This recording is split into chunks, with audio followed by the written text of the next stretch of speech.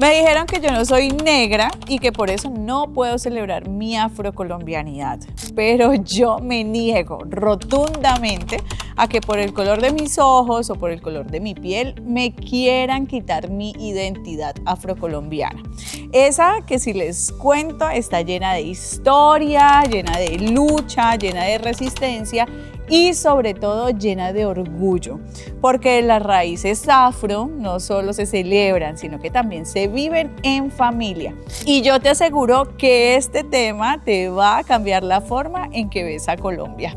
Escuchen la historia de María Fernanda López. Ella es una mujer afrocolombiana que decidió contar su experiencia sobre cómo a través de las redes sociales ha logrado visibilizar la importancia de celebrar las raíces afro en su hogar.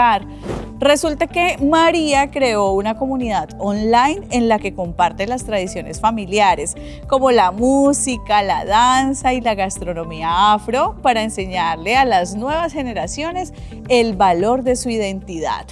En sus publicaciones cuenta cómo en su casa siempre celebraron el 21 de mayo, el día en que se conmemora el Día de la Afrocolombianidad, y cuenta cómo este tipo de rituales fortalecen el autoestima y el orgullo por sus raíces. Y es que miren, en Colombia más de 10 millones de personas se identifican como afrocolombianas, lo que representa el 10% de la población. ¿Te has preguntado alguna vez si realmente estamos celebrando lo que significa ser afrocolombiano? Quédate en esta conversación porque esto también puede ser un asunto de familia. Ser afro en Colombia no es solo heredar una historia rica y poderosa, es también cargar con años de exclusión, de racismo y de desigualdad que todavía no se han resuelto. Las brechas son reales en educación, en salud, en derechos, en empleo. Las cifras no mienten y detrás de ellas hay una familia, hay mujeres, hay jóvenes que están luchando diariamente contra estas estructuras de exclusión. Por eso este espacio no es para adornar la realidad, sino para mirarla de frente y para recordar que la afrocolombianidad también es fuerza, orgullo y dignidad. Pero ante todo que este país tiene una deuda pendiente que hay que saldar.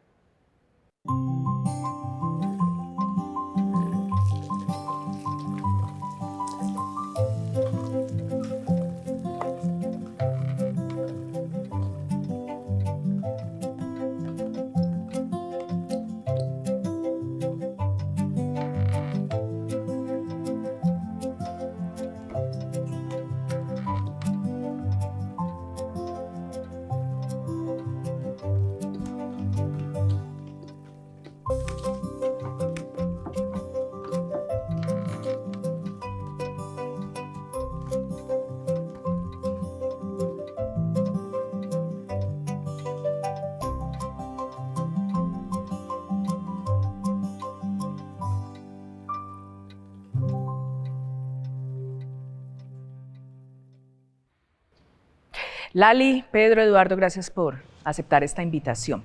Yo quiero primero que me ayuden a entender hoy cómo se juega el tema de la afrocolombianidad, la identidad. Es decir, eso cómo se construye, porque aquí nos han dicho que tradiciones orales, que, en fin. Y arranco con usted, Eduardo. ¿Cómo pensarla hoy? ¿Cómo explicarle a todo el resto de personas de la ciudad, del país, qué es eso de la afrocolombianidad hoy en Colombia, hoy en Cali?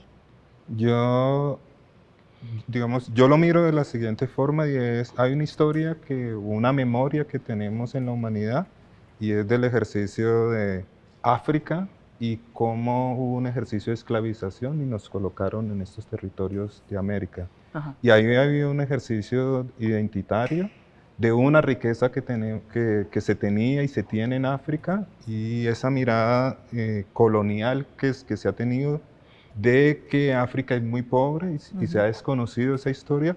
Algunas personas, digamos, en la historia de Colombia y de Latinoamérica han ahondado ahí, pero los mismos procesos también de resistencia, de la esclavización que se vivió aquí, también los palenques construidos, eso ha llevado a que es importante reconocer al otro que tiene unos derechos y en ese ejercicio de los derechos también hay unos deberes, pero que a la población negra o afrodescendiente, como como yo lo miro, digamos que siempre entramos en un tema muy delicado porque algunas personas dicen lo importante es autorreconocerse como afrodescendiente y otros decimos es, pues yo me reconozco como negro en este pueblo donde habito, donde hay una memoria, hay una historia en mi familia y hay unos derechos que han sido negados y unos reconocimientos, unos ejercicios de explotación que se requieren que la sociedad los comprenda, pero no como el ejercicio de que esos derechos tengo que posibilitárselos a los otros, sino cómo como sociedad podemos construir este país, donde habitamos, donde hay unas exclusiones,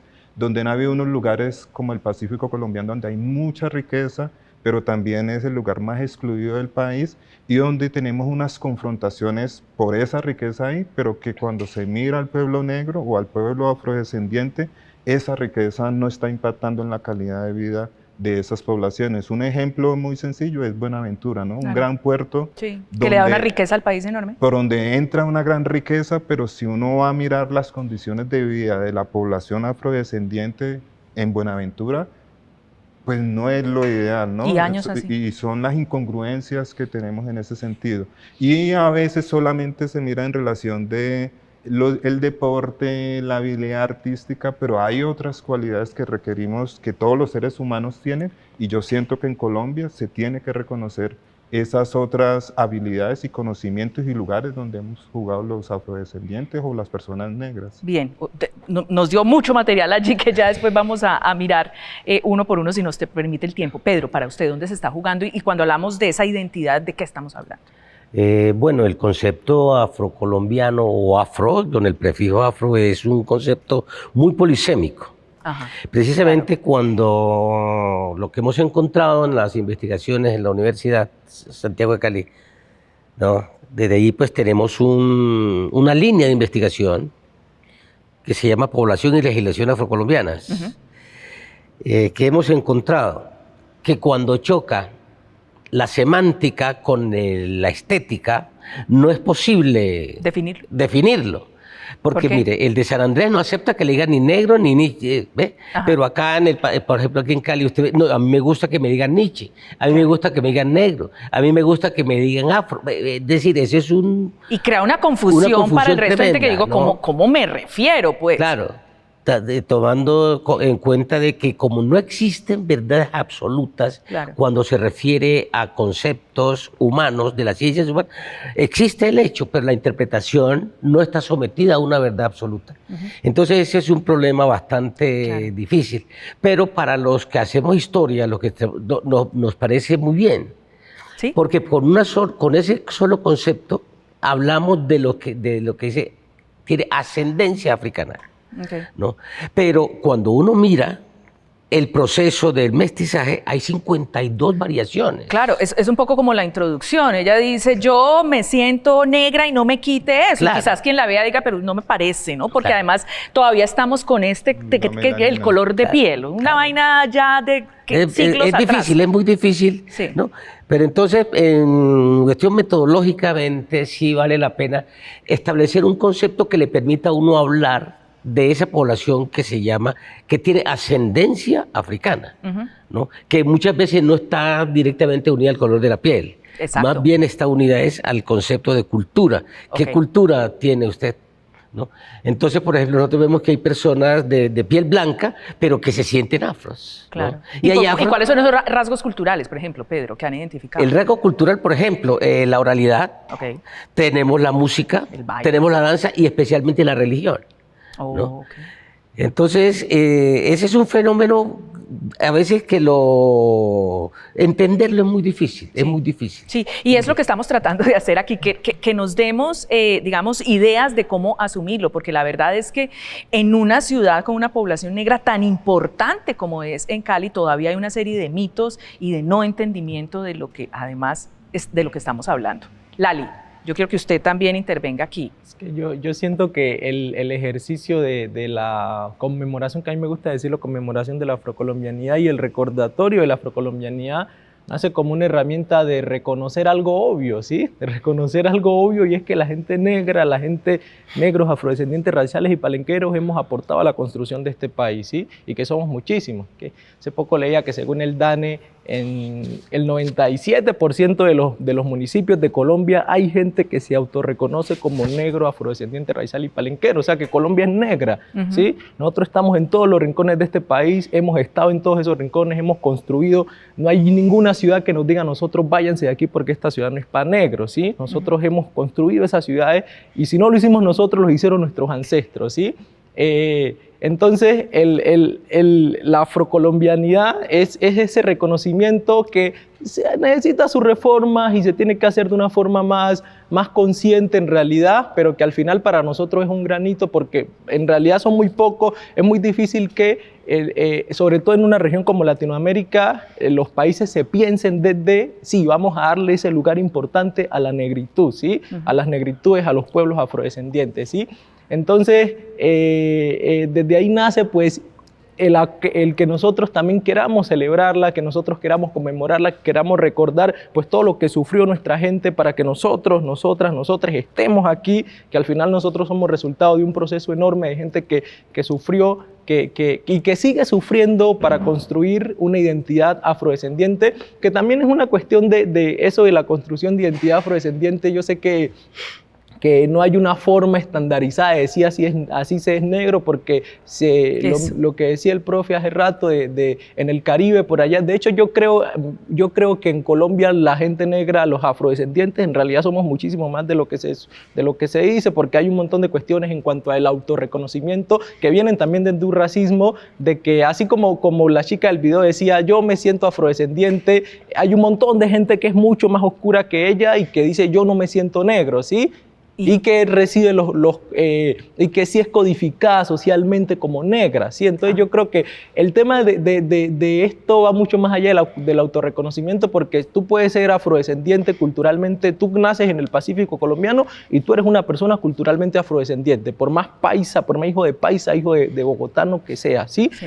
Pero el ser negro va más allá del autorreconocimiento, ¿sí? El ser negro es una cuestión de cómo te codifica la sociedad, el cómo, si yo te miro a ti y veo un negro, automáticamente, yo sea negro, sea blanco, se me activan vainas. Tú no piensas cómo referirte a una persona blanca cuando tú la ves blanca físicamente, ¿no? Pero cuando tú miras a un negro, tú como que, ay, ¿será que le digo negro? ¿Será que le digo tal cosa? Todo el tema del autorreconocimiento sí es importante, pero cuando hablamos de negritud, de afrocolombianidad, yo pienso mucho en cómo te ve la sociedad, en cómo se te juzga, porque sí existe el cómo, si vos te metes a un Dollar City, aquí mismo en Cali, el guarda de seguridad que es negro también va encima de vos. Te mira 3 veces más. Va por encima de vos, por encima antes de cualquier otra persona. Entonces también es una vaina de que yo siento que sí podemos verla desde esa perspectiva cultural y de esa vaina bacana, chévere, pero no olvidemos lo serio que es que hay gente que está sufriendo por ser negra, ¿sí? O sea, eso me lleva a que racismo todavía existe, increíble, y en una ciudad como esta. Yo creo que lo que uno requiere es como entender en qué sistema vivimos. Nosotros vivimos en el sistema del capital. Y dentro de ese mismo sistema está lo colonial y está el patriarcado y está el racismo estructural.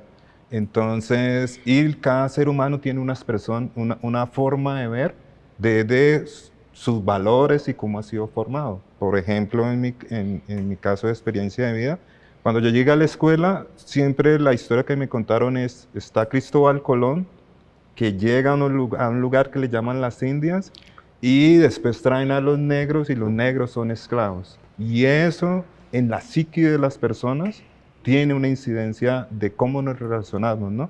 Aún hoy. Y creo que es algo que se mantiene. Y hay un ejercicio que también en la historia de la humanidad se ha hecho de categorizar. Y eso nos metió en la discusión de las razas y qué raza que es mejor, y que inclusive en este momento en el mundo estamos teniendo esa circunstancia, ¿no? ¿Por qué Israel está echándole bombas a Gaza? Es porque hay un libro escrito que dice que son de mejor familia, de una mejor raza, y eso le da derecho a quienes están dominando el capital, quienes viven y quienes mueren. Y creo que en Cali uno lo vive, ¿no? Yo, por ejemplo, uno se sube a un bus y uno vive la experiencia, ¿no? Y Y muchas personas creen que eso no es racismo, ¿no? En elegir en qué silla me siento, ¿no? Entonces, si hay un negro, pues yo mejor me siento un poquito más a un lado. Hay comentarios también o formas de referirse a veces en las conversaciones, y es que, ¿qué pasa si un blanco va corriendo? ¿Y Sí, qué pasa sí. si un negro va corriendo? ¿No? Y hay unas interpretaciones que están desde el mismo modelo, digamos, de dominación que tenemos en nuestro país, pero también dentro de la misma estructura de educación, de cómo nos relacionamos y cuál es el valor también que le tenemos al otro que se para al frente, que creo que ahí lo más importante que hay que recuperar, y hay cosas muy obvias, es que todos somos humanos, Claro. es lo que requerimos, y que posiblemente yo requiero mirar en la cotidianidad, en mi historia de familia y en las prácticas, qué cosas yo tengo que terminan pasando por el otro ser humano, independiente de su color de piel. Porque este relato que yo estoy colocando aquí, si traemos a un indígena, también tiene otro relato Sí. que es muy similar, y que además nos metieron una idea en la cabeza muy fuerte, y a mí me da mucha risa cuando sacan los datos, y es que somos unas minorías.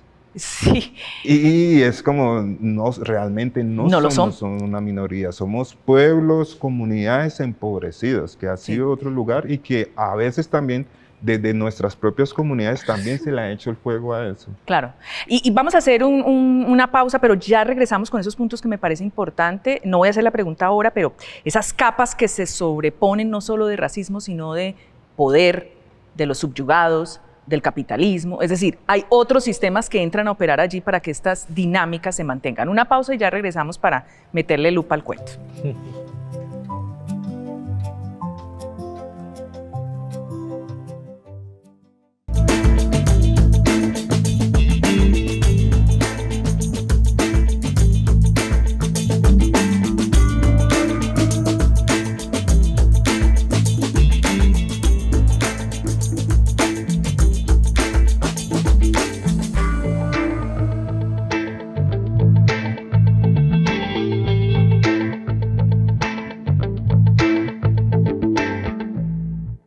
Pedro, y retomo un poco de lo que estábamos hablando antes de este corte, esta pausa.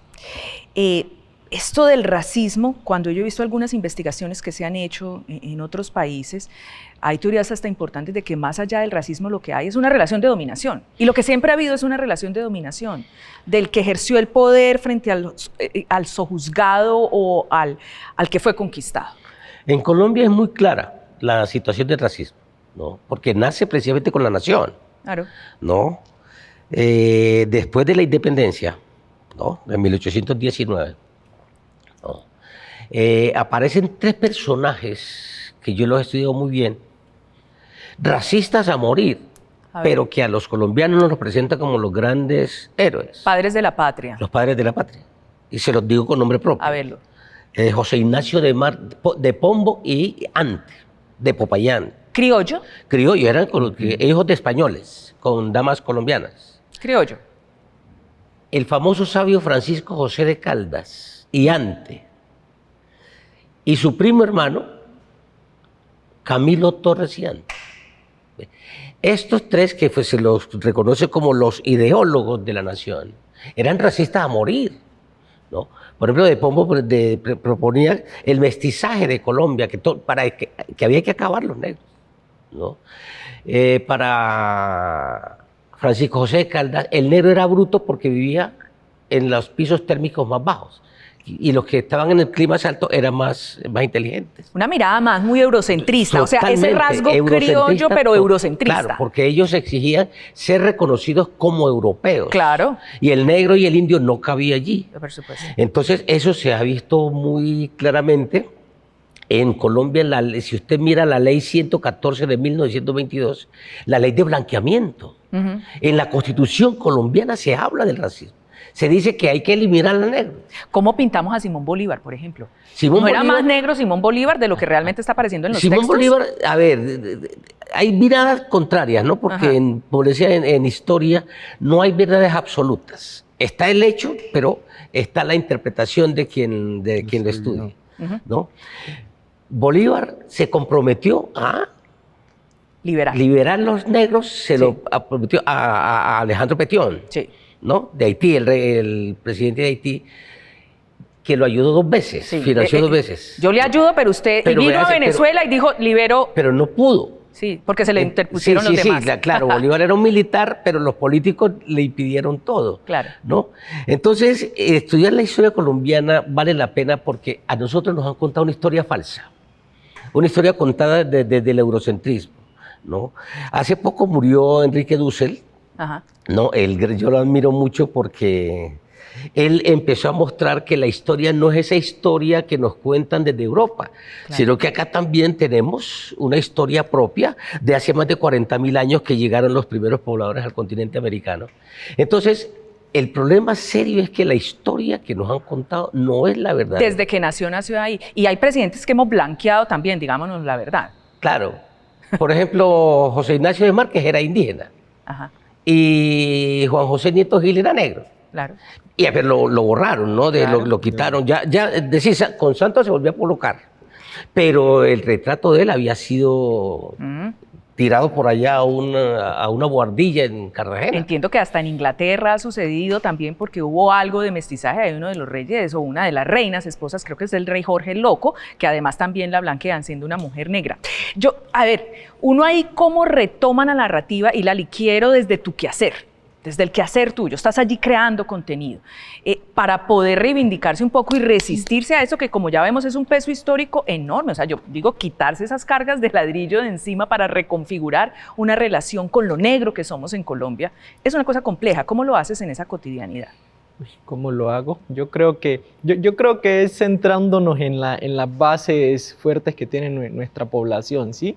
Al final nosotros solemos repetir mucho, es una frase que estamos tratando de retomar mucho la gente, sobre todo las juventudes, y es repetir que la historia negra no comienza con la esclavitud, ¿sí? El cómo, pues, hablando también de todo este contexto histórico que a nosotros nos empiezan a contar desde ahí. Llegaron aquí, ustedes son afrocolombianos, llegaron aquí, eran esclavos. Lo peor es que ni siquiera se dice contacto, ¿sí? Con un poquito de suavidad para que uno la única mención que le dan a uno de los negros en el colegio es que eran esclavos, ¿sí? Que eran esclavos. A usted le hablan de las diferentes culturas indígenas que habían acá antes de que llegaran los españoles y un montón de vaina, pero no sabe de dónde vienen los negros de ningún lado aquí de Colombia, ¿no? Entonces, algo fuerte que uno puede hacer para empezar a salir de la narrativa del racismo, bueno, no la narrativa del racismo porque esa está incrustada en todo lo que trate con la gente negra, de la narrativa de la esclavización, es empezar a hablar de qué éramos antes de eso, ¿sí? ¿Qué éramos antes de eso? Empezar a reivindicar todo lo que fue África antes de que Europa llegara a meter su mano blanca. Hacer una tragedia, ¿sí?, criminal enorme. Sí, a meter su mano blanca destructiva, que también hay que reivindicar ese tipo de expresiones.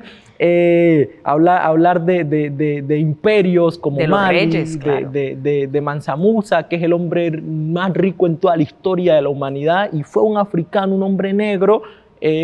Entonces, también hablar de todo eso que quedó, de todo ese legado africano ancestral que traímos nosotros aquí, centrarnos en nuestra cultura, centrarnos en nuestras expresiones artísticas, en todo eso que sobrevive en las zonas rurales del Pacífico, sobre todo, que son los lugares donde menos ha sido manoseado por, pues, toda esta occidentalización blanca del centro del país, ¿sí? Entonces yo creo que yo, por ejemplo, me meto mucho desde ahí, pero todo eso también se toma desde la perspectiva, se habla desde la mirada de estas cosas hubieran sido muchísimo mejor si no viviéramos en un país racista que nos hizo a un lado, un país que no borró al único presidente negro que tuvimos, un país que no asesinó a nuestros líderes, ¿sí? Un país que no legisló, un país que legisló para que los negros no pudieran entrar a nuestro país. Esa ley que contaba el maestro, básicamente era eso, ¿sí?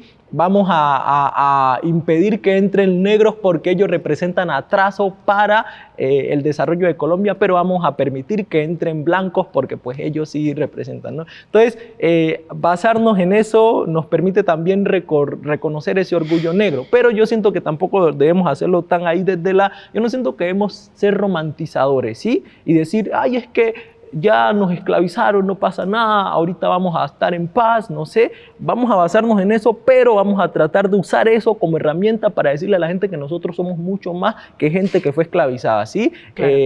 Entonces es una lucha que parte desde nuestras principales razones de orgullo para exigir que se nos trate bien en un país al que pertenecemos, al que hemos ayudado a construir. Pedro, voy a tocar un tema que es duro, pero hay que tocarlo. Porque usted dice Cali cambió con el aporte negro y no nos cabe la menor duda. Ha habido una cantidad de aportes lindos, el solo Petronio, con todo lo que le ha pasado, digamos, pero es lindo. Pero también hay muchas frases duras en eso. De una élite que no reconoce ese aporte, sino que al contrario quiere decir todo lo malo que tiene Cali es precisamente por esa migración. Yo creo y que, pueden interrumpir, pueden entrar ustedes a decirlo. yo creo que eso que tú dices está en el diseño de la ciudad. Entonces, cuando tú miras la ciudad, Está dividida. tú te encuentras a la Simón Bolívar, De la Simón Bolívar para allá. pero que es una ruta donde no encuentras puentes, son muy poquitos los puentes, ¿no? Y eso es un ejercicio simbólico Sí. de un mensaje muy fuerte sobre una población. Y por supuesto que yo reconozco algunos avances que tenemos, pero por ejemplo, ahorita yo me estoy haciendo una pregunta, porque vengo también no solamente como realizador, sino también como gestor cultural, y es, por ejemplo, un dato que yo ando buscando, no sé si alguien lo tenga, es cuánta inversión financiera se ha hecho en la ladera de Cali y en el oriente de Cali por medio de ONGs y diversos proyectos, ¿no? Y lo que yo digo como reconociendo es que hay mucha gente que ha solucionado su condición de vida a partir de hablar de la inseguridad, de la pobreza, entendiendo que esas cosas existen ahí, pero que yo siento que hay que cambiar la forma de relacionarnos, y es que pocas veces se habla de la cualidad, ¿no? ¿Cuáles son las cualidades que están ahí? Porque es como, frente a estos sectores se habla de una forma, hay unas personas profesionales que construyen su calidad de vida, es funcional también al modelo de Estado que tenemos, pero las comunidades siguen empobrecidas, ¿no? Y siguen habiendo unas circunstancias ahí que tienen que ver con que son estructurales. Sí. Yo reconozco como todos los diversos aportes, pero hay un tema, una conversación oculta que requerimos, y es, ¿esto a quién realmente le genera mayores condiciones? Y para eso yo coloco un ejemplo. Nosotros en algunos lugares hacemos cine a la calle, llevamos una película, montamos ahí, y en eso siempre hay un documental que se hizo que se llama La Resbalosa, y la gente en el oriente siempre nos lo pide que lo colocamos, y era como, ¿y por qué? Y era la posibilidad de la mamá de ver a su hijo vivo en el documental. Entonces el documental se volvía el álbum, digamos ahorita con todas estas cosas de la imagen en movimiento, y con los chicos y las personas de la comunidad la reflexión siempre ha sido ¿quién se enriquece con los asesinatos del territorio? ¿Quiénes son los que manejan las armas? ¿Quiénes son los que se vuelven más ricos? Y entonces la discusión ya no se puede quedar en el conflicto y las circunstancias y las diferencias que están en los territorios, que no las podemos negar, que eso no aporta a la calidad de vida, sino pero más profundo. Pero esta discusión la tenemos que elevar a un contexto del mundo, ¿no? Claro. Y es, ¿a qué estamos obedeciendo? Y como hay unas cosas que son paños de agua tibia, pero no estamos teniendo las discusiones más profundas y que nos posibiliten esos procesos que yo valoro mucho de la educación, que las personas se puedan cuestionar más. Inclusive, si uno ahorita mira, en los colegios no se puede dar historia, y es como, un momentico, ¿cómo así? Sí, es un factor importante para la construcción que yo requiero tener como un ser humano y como un sujeto político. Lali está que se habla. Muy de acuerdo, y yo siento que algo que no debemos hacer como comunidad es caer presas de un sistema, del neoliberalismo que se nos ha intentado vender a la gente negra como oportunidades de salir adelante. Sí, yo creo que algo que yo, por ejemplo, difiero con el profe mucho en cuanto un poco a lo que decía de las oportunidades y de la universidad, porque yo la verdad es que no creo que el educacionismo y que la educación sea la única forma de transformar los territorios, ¿sí? Ni siquiera creo que sea la forma más efectiva, porque yo siento que al final hemos estado jugando este juego eso es el resultado de un proceso que se ha intentado instaurar en Colombia, de decirle a la gente negra, busque sus oportunidades, ¿sí? Sí, están abriendo las oportunidades, estamos accediendo a la universidad, pero sigue pasando lo mismo. una migración enorme de gente del Pacífico colombiano que llega a Cali, estudia y se queda en Cali. Eso no aporta nada al desarrollo del Pacífico colombiano, más allá de que la gente se siga viniendo, ¿sí? Y Cali se ha alimentado, tenemos que hablarlo aquí, ya que hablamos de que se supone que ahorita hace poco el alcalde de hecho tuiteó algo y cuando hablan de estas cuestiones solamente hablan de sí, que Cali carga con las consecuencias, con todo lo malo del Pacífico, pero no hablan de todo lo bueno y de todo lo que Cali toma del Pacífico colombiano, ¿sí? De cómo la ciudad está llena de murales de rostros negros, ¿sí? Pero tú pregúntate dónde viven los negros en esta ciudad, ¿sí? Cómo esta ciudad obedece a lo mismo que obedece este país, un segregacionismo, ¿sí? Una segregación que hace que los negros empobrecidos estén en un lugar y que no puedan acceder a todo lo que se supone que la ciudad brinda. ¿Sí? Ya sabemos dónde están los negros en Cali, ¿no?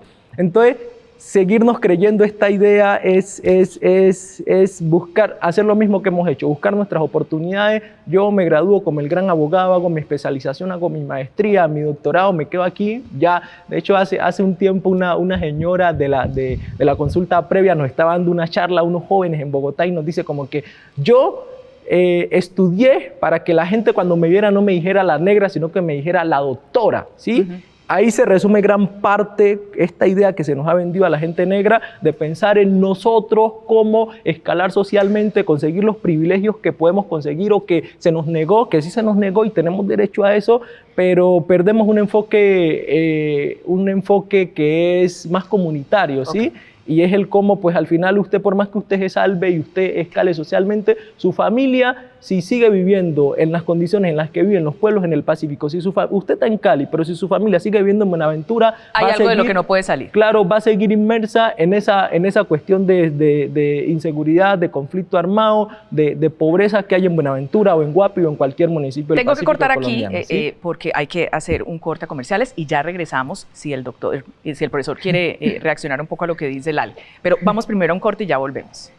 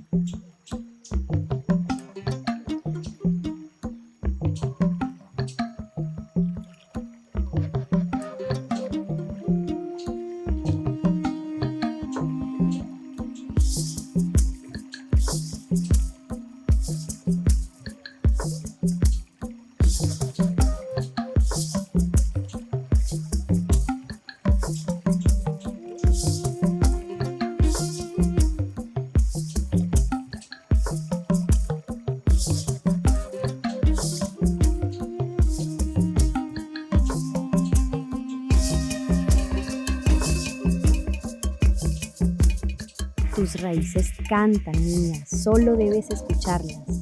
¿Abuela?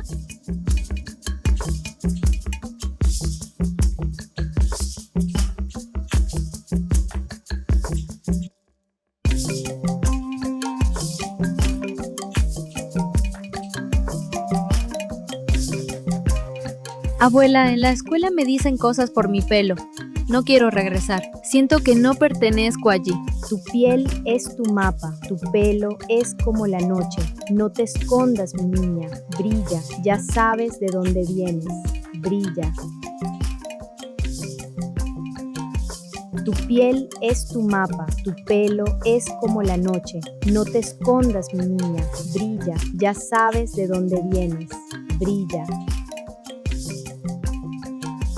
Mi historia no empezó conmigo. Soy tambor de mi gente. Soy hija del sol y el río.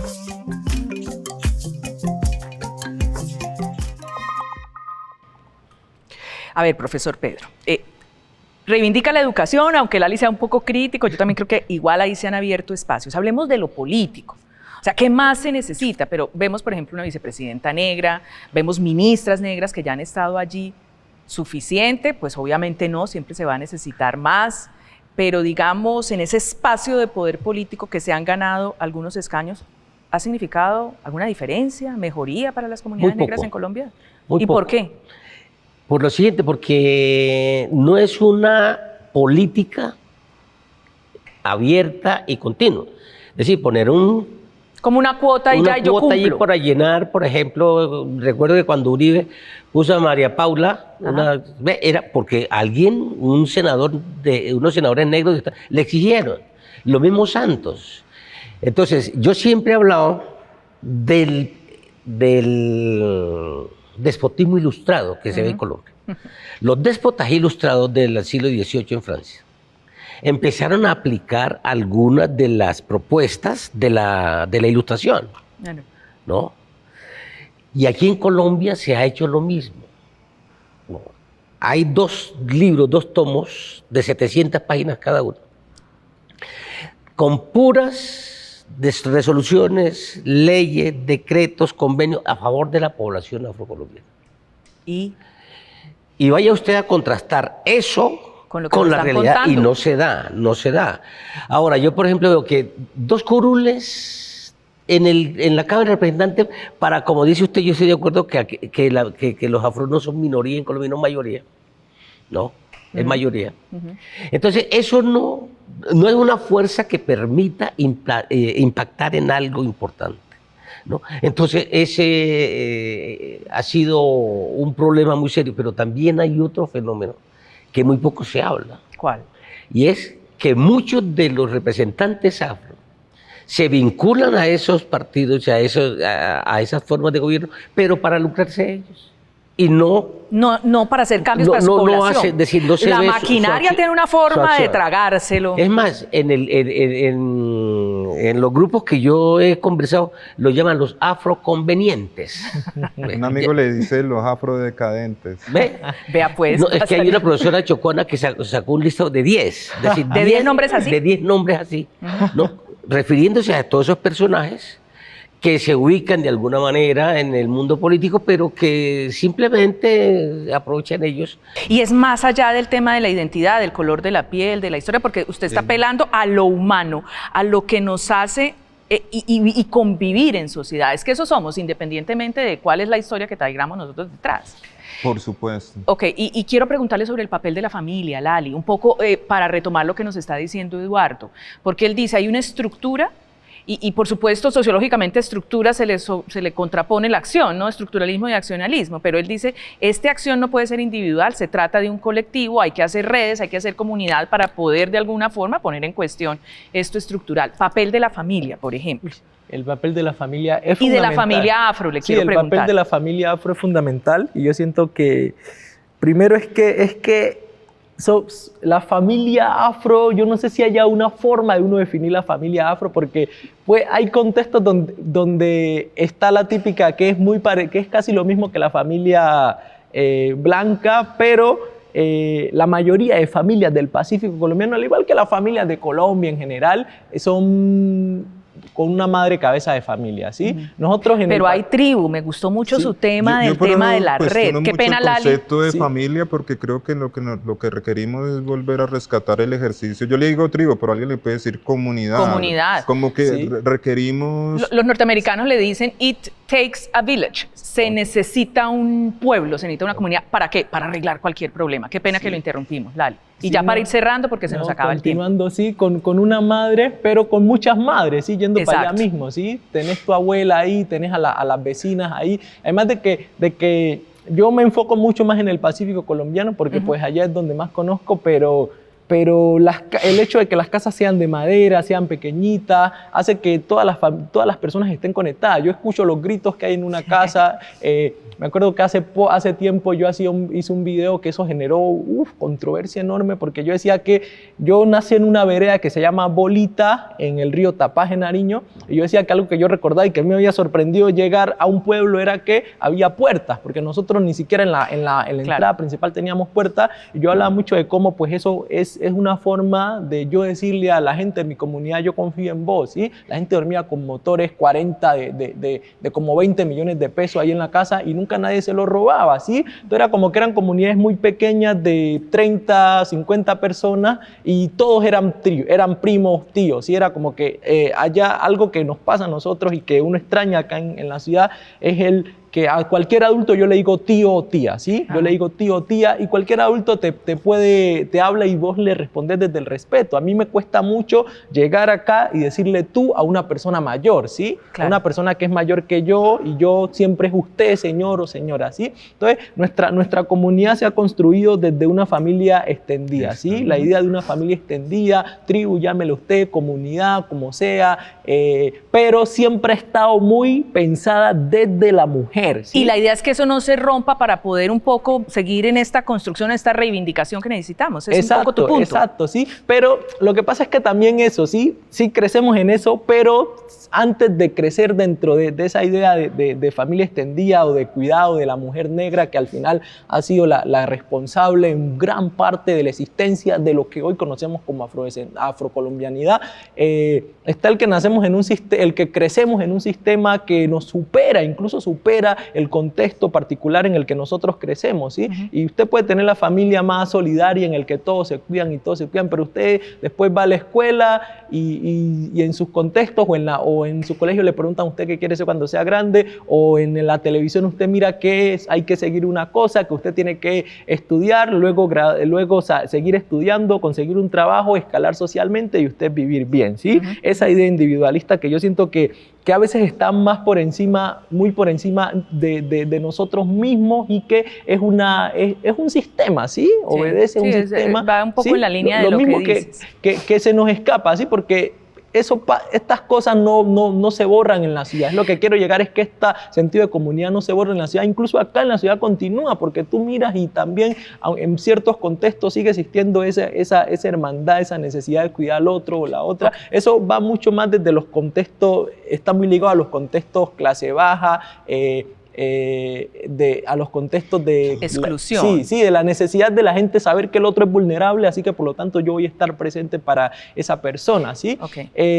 Entonces, incluso allá en nuestros territorios pasan de que la gente piensa, estudié, ahora voy a hacer, de hecho hay un autor de Chocó, Carlos Arturo Caicedo Licona, escribió un libro que se llama ¿Por qué los negros somos así? Y guía para que los negros dejemos de ser así. Vayan a buscar ese libro, ¿sí? Y él cuenta una historia que básicamente habla de esto, ¿sí? Habla de una historia pequeñita y luego desglosa todo y habla de cómo por más que un joven se va a vivir a Bogotá, estudia, regresa al Chocó y vuelve ahora sí olvidando por completo toda esa crianza que se le dio, porque en esos años que estuvo allá entendió y se hizo una parte de ese sistema neoliberal que un poco lo que hablábamos de los políticos. ¿Sí? Entonces, lo mismo, los políticos, exactamente lo mismo. ¿Sí? Entonces, al final yo siento que es una necesidad de empezar la solución, una necesidad de empezar a reforzar pues esos valores comunitarios y esos valores familiares, de mirar al otro como una parte de ti mismo, ¿sí? Yo siempre voy y digo que yo soy gracias a mi mamá. Yo crecí en una familia con un hermano, 4 hermanas y mi mamá, ¿sí? Así que mi hermano se mantenía trabajando y en la calle, ¿sí? Yo soy gracias a mi mamá y mis hermanas, gracias a los vecinos y vecinas y gracias a los amigos que hice en el camino, ¿no? Entonces es necesario empezar a decirle a la gente que empiece a reconocer, porque cuando uno reconoce el valor del otro en su vida, usted ya no piensa en usted mismo solamente, ¿sí? Bueno, y tengo que cerrar definitivamente y ya lo voy a escoger a usted, profe, para que cierre pensándonos en este, digamos, Día de la Afrocolombianidad, mes, el gran reto que hay de aquí en adelante. O sea, me han dado muchos elementos de que la lucha todavía es bien complicada, de que todavía hay racismo, de que nos pesan estructuras, que nos pesa una historia enorme de siglos atrás. ¿Cuál sería el reto y como para cerrar un poco esta conversación, profe? A ver, es bastante compleja la pregunta, ¿no es cierto? Porque, pues, y le toca hacerla corta la respuesta. La Me sociedad disculpa. es bastante, ¿no?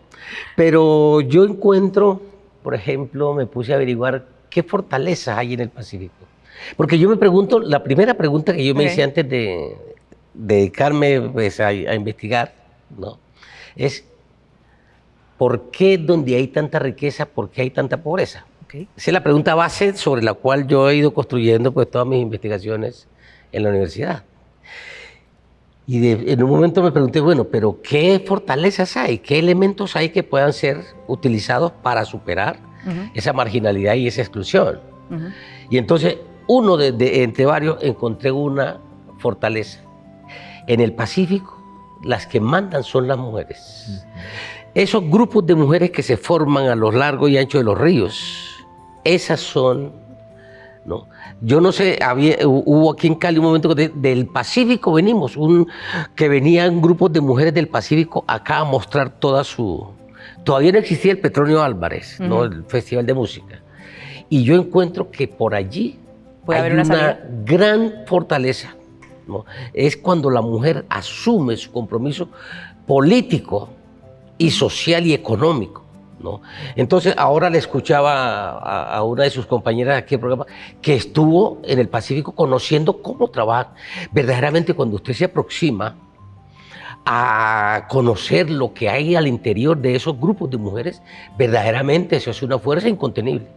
Lo que pasa es que, como digo, estos procesos son lentos, Pero ¿no? son irreversibles. Pero son irreversibles. Eso es lo que pasa. Muchas gracias. Además me encanta que cierre con la esperanza en manos de las mujeres, con perdón de los hombres, pero yo también estoy con usted que por ahí encontramos muchas salidas. Además responde a la humanidad de que usted ha llamado, Estoy de acuerdo a la red también. que usted ha llamado. ¿Estamos de acuerdo o no? Sí, Esa es una buena gracias forma de cerrar. a mi mamá y a muchas mujeres. Todos, Sí, claro sí. que sí. Muchas gracias a todos ustedes por ayudarnos. Sé que es un Bueno. tema que falta mucha tela por cortar, el espacio es corto, pero hemos aprendido de ustedes mucho hoy. Muchas Bueno, gracias. a usted gracias por la invitación. Gracias. Sí. Gracias. ¿No? Excelente. Les digo, bueno, Eduardo. Espérate que tenemos que hacer unas... ¿Te tienes que ir?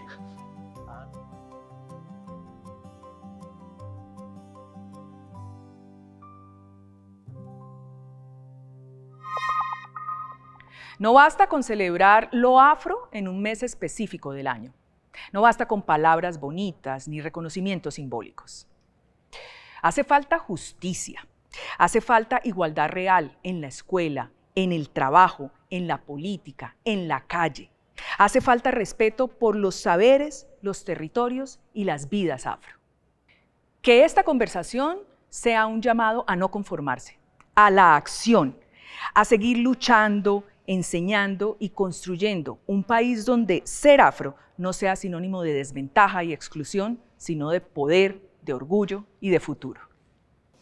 Ahora, ¿cómo influye todo esto en las familias afrocolombianas? ¿Cómo se vive la afrocolombianidad en el hogar y cómo se transmiten de generación en generación estos hábitos y estas costumbres? Pues muchos piensan que la afrocolombianidad solo se celebra en fiestas y festividades, pero la realidad es que va mucho más allá de eso. Es una forma de vivir, es el rescate de esos saberes ancestrales como la cocina, el baile, el lenguaje, todo esto que no solo son prácticas culturales, sino también una afirmación de identidad y, por supuesto, frente al racismo estructural que aún persiste en nuestra sociedad. Miren, en el Valle del Cauca, por ejemplo, encontramos la riqueza de las comunidades afrodescendientes que durante siglos han preservado tradiciones como el cumbe y el currulao, estas danzas junto con los cantos y los tambores, que no solo son expresiones artísticas, sino también una resistencia cultural que sigue vigente hoy. Este proceso de reafirmación cultural, más que un acto de resistencia, es un acto de fortaleza. Cuando una familia afrocolombiana celebra su herencia, pues no solo preserva su historia, sino que también siembra en sus hijos un profundo sentido de orgullo por sus raíces y, lo más importante, están empoderando a las futuras generaciones para que enfrenten con dignidad los desafíos que aún persisten en nuestra sociedad. ¿Y tú? ¿Cómo celebras y cómo vives la afrocolombianidad en tu casa? ¿Qué tradiciones familiares rescatas y compartes? Hablemos de esto en nuestras redes sociales porque esto también puede ser un asunto de familia.